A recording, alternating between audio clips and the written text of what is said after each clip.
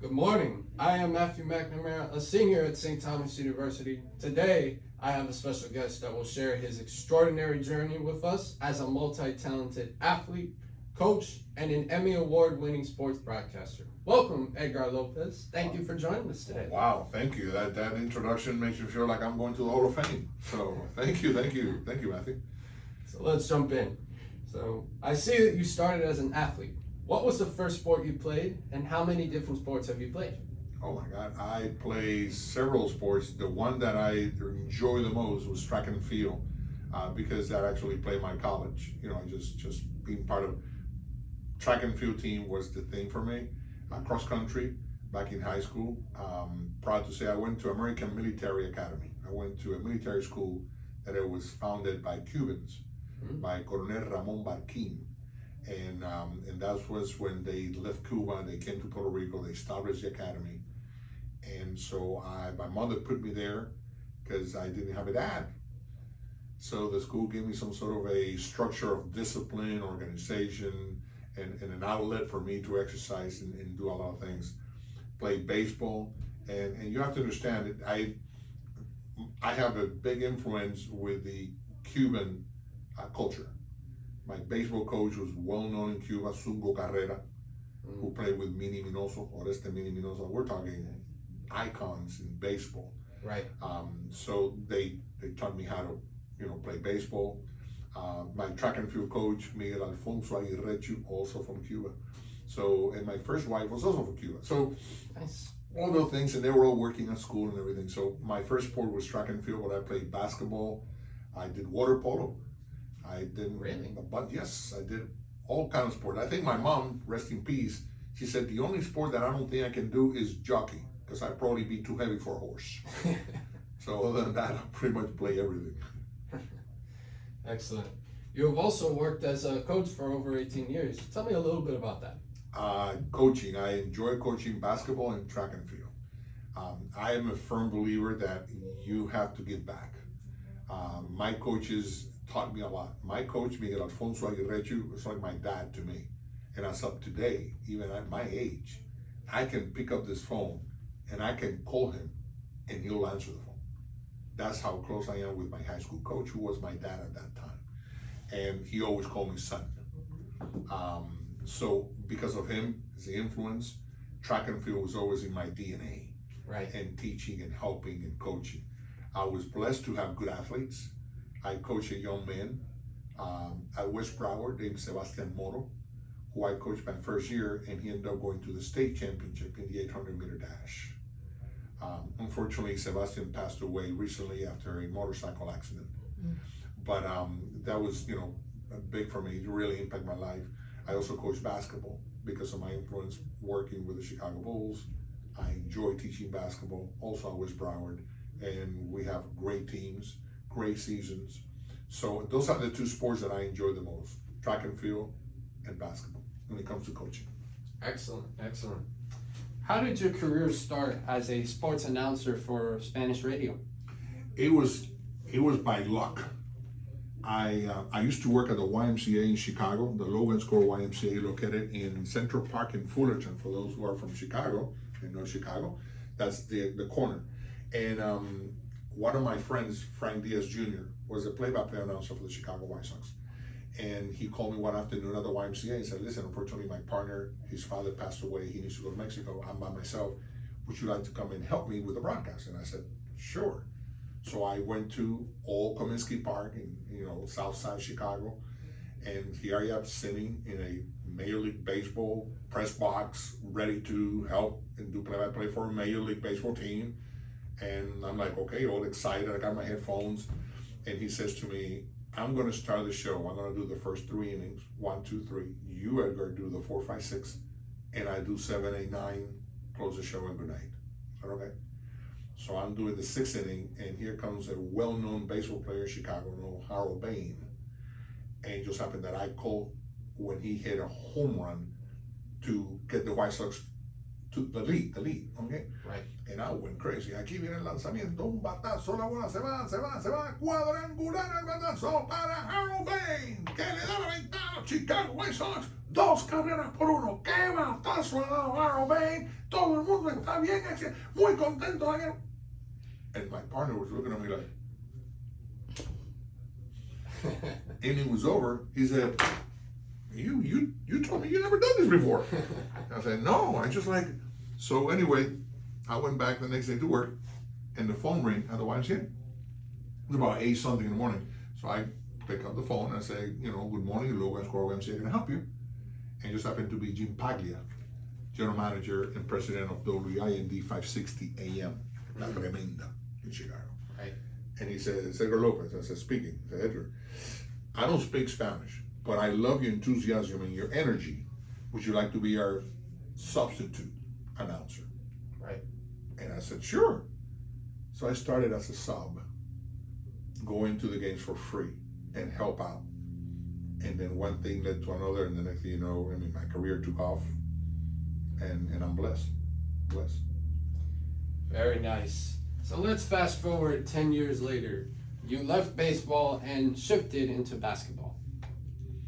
Right. So when I was in Chicago, doing play-by-play for the White Sox, the owner of the Chicago Bulls is also the same owner of the Chicago White Sox, Jerry Reinsdorf. So the Bulls starting to become a better team, and baseball season and basketball season overlap. Basketball season in April starts playoff, and that's when Major League Baseball sort of started their season, March, April.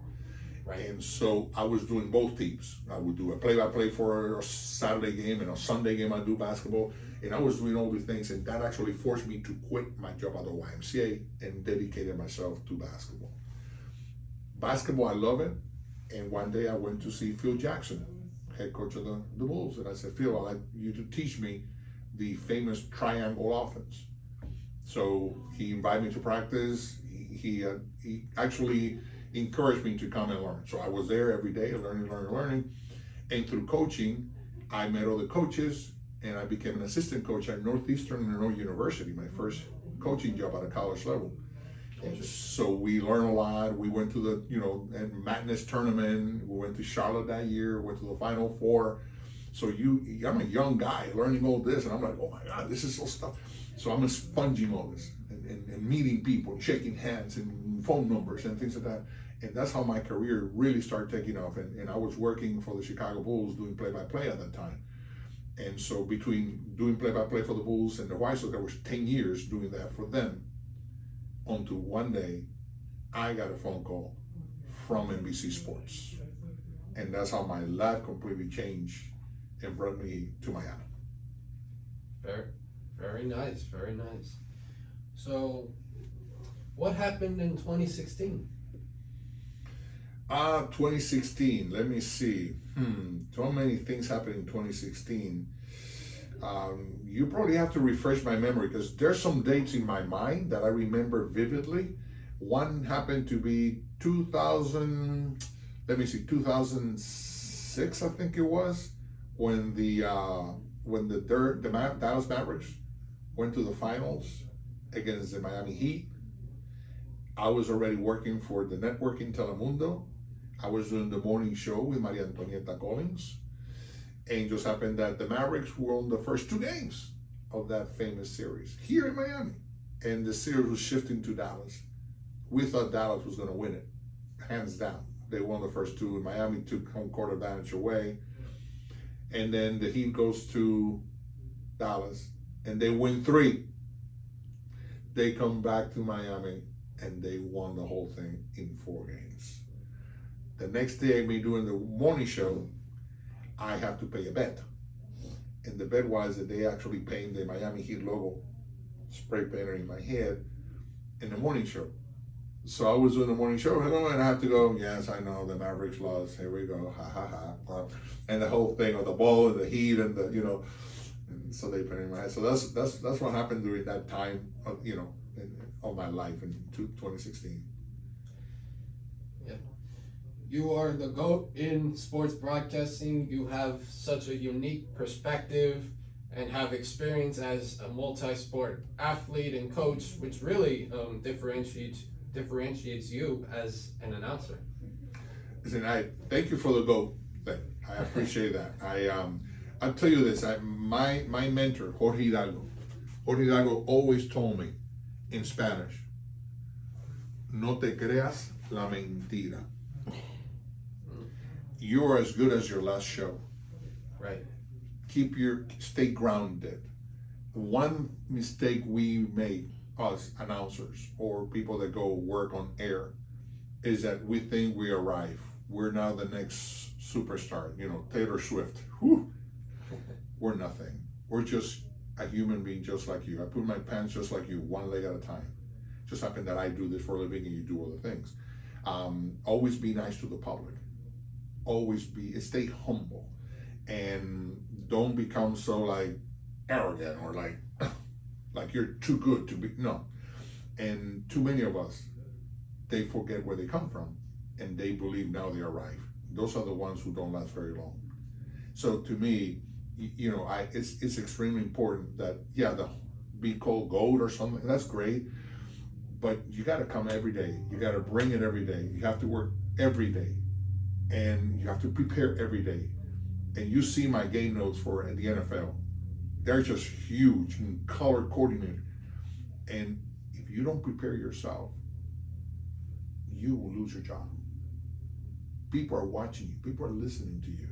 And if you don't sound credible, you don't sound with experience, and you don't know what you're talking about, that's the quickest way out. Right. So to me, the part of getting prepared and study and learn as much as you can is what's going to open doors, is going to keep you there for who knows. I've been doing the NFL for Sunday Night Football for NBC for 20 years. When NBC got the contract from the NFL, I was the first play-by-play announcer for them in Spanish. And I'm still till today. But if you don't work hard and prepare yourself and you think you arrived, they'll have somebody else in a heartbeat. Excellent. So what other sports have you covered as a broadcaster? I found at least 12. Well, the best part of this was in 2004, Athens. We go to Athens to cover the Olympics. And it was funny because we prepare our program grid according to the teams that we have that we're going to cover. In this case, the Mexico soccer team, the national team, was going to the Olympics. So most of our time was going to be on soccer games. Unfortunately, the team didn't do well. They lost the first 2 games in Athens. By losing the first 2 games, you're gone. Your participation is over. You have to go home. So they lost the first 2 games. And remember, the first game is played before the opening ceremonies. So even before we started, they were out. So now everybody's scrambling how to cover all those times in the time grid.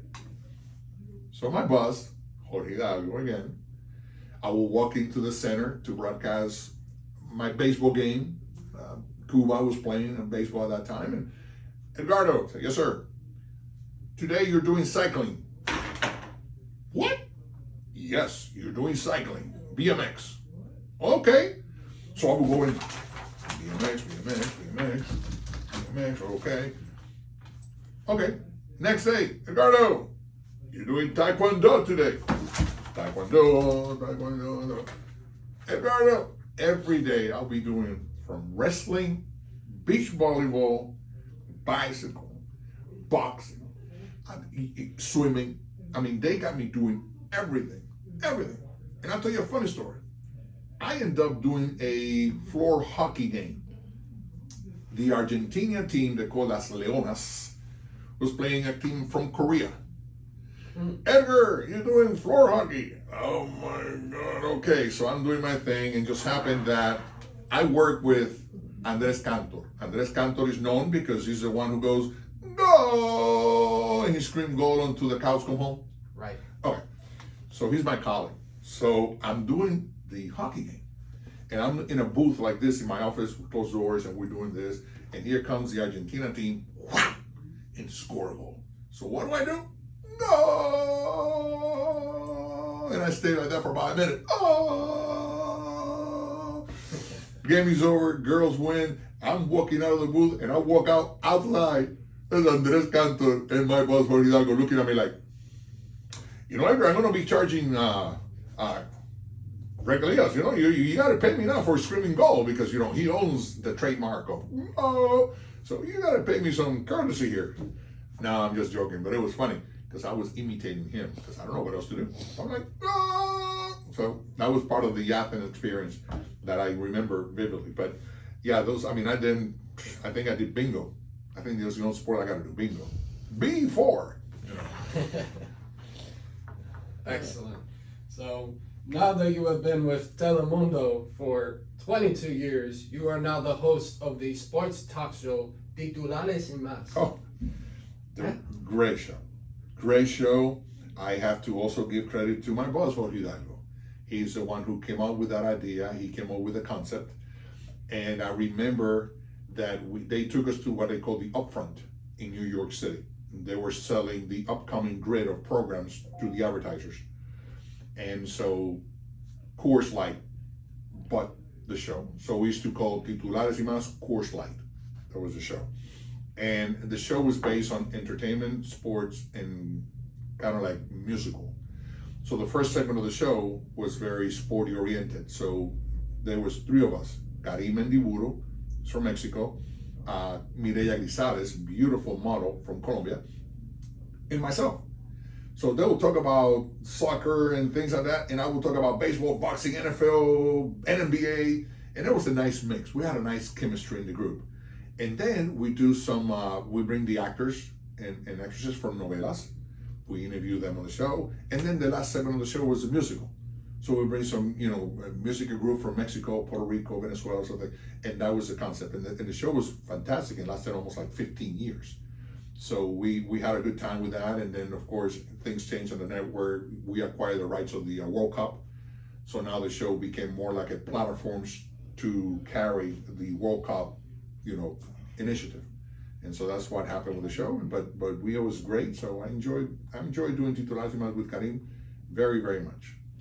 So, what do you think is next in your journey? Are you gonna write a book? Are you gonna do a movie? I don't know about a movie, but I think I would definitely like to write a book and just put everything together. And I'm gonna be very honest. I'm blessed. I don't believe in luck. I don't believe in luck. I believe you're blessed because you work hard. And you get the things that you want because you have that fire in your belly. It makes you get up every morning and you want to go after that. Nobody's going to give you anything. I can just tell you that right now. Nobody's going to give you anything. And everybody wants what you have. And everybody wants it. Matter of fact, they will do your job for less. And it doesn't matter. Money, don't work for money. Work because it's a passion of yours. Money follows when you're good in what you do. And then, whatever you want to do in life, just be the best at that. And then everything else will follow. At my age, I was blessed that I have an opportunity to do super motocross now for NBC, Peacock, and Feld Entertainment. So to have an opportunity to start a new journey for the first time, we're doing super motocross in Spanish. It brings me back memories like, here we go again.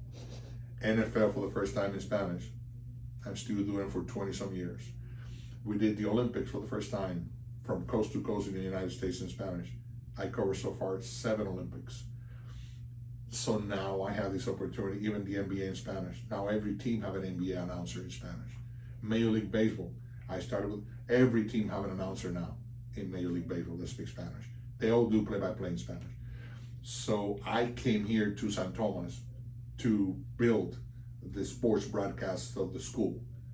And I don't know if you remember, but we started to do baseball, couple innings in Spanish. And the president loves it. So, because I got to cater to my community. 80% of my community is Hispanic, and most of them are Cuban, Dominicans, Puerto Ricans. We are passionate about baseball. So you got to give me my sport. At least couple innings brings you kind of like touch your heart. But moving forward, I believe, what I'm doing right now for San Thomas and for, the motocross at Feld Entertainment, I think I will be my last hooray, unless God has something special down the road for me. But I think this will do it, and then after that, I will probably like to retire, keep helping others like yourself, see you grow, And hopefully one day I'll turn on the TV and go, oh my God, that's Matthew. I remember him. Well, look at him now. Have his own show.